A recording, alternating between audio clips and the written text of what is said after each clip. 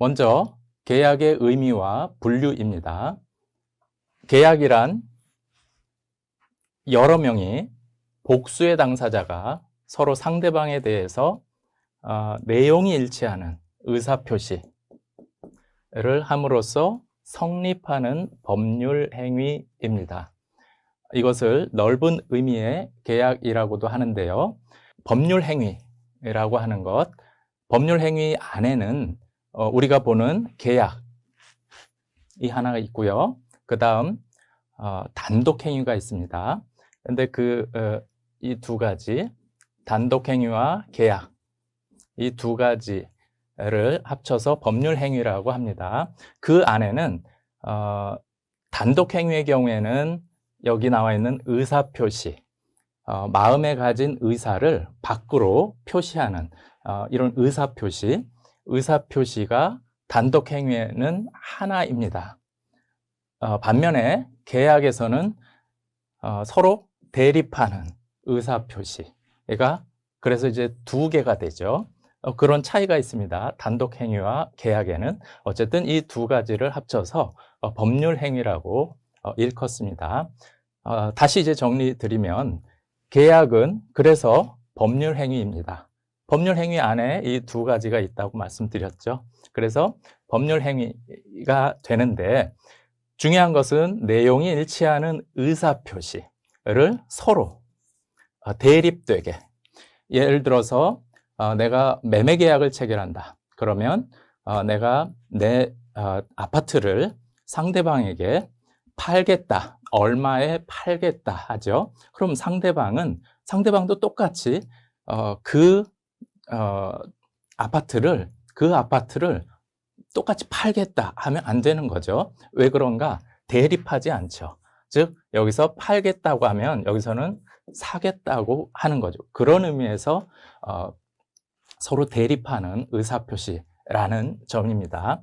어쨌든 그러나 그 안에 어떤 매매 목적물 그리고 대금에 관한 내용이 일치하여야 합니다. 이런 것을 계약이라고 합니다. 여러분은 이미 차를 타면서도 벌써 계약을 체결하죠. 글씨로 쓰지는 않지만 이런 계약서를 작성하지는 않지만 여러분은 일상생활에서 흔하게 택시를 타시던 버스를 타시던 이런 계약은 늘 하죠. 그러죠? 아주 우리 삶 속에서 아주 친근한 개념입니다. 자, 그 다음 계약의 종류.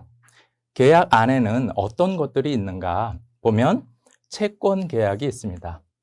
채권 계약은 기본적으로 이제 채권이 무엇이냐 이 점에 관해서 지식이 있으셔야 되는데 채권이라고 하는 것은 상대방에게 대해서 특정한 행위를 요구할 수 있는 권리입니다.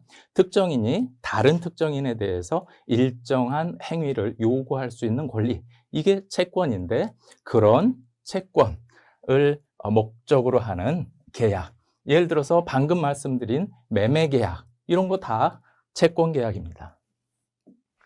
다음 물권 계약이 있고요.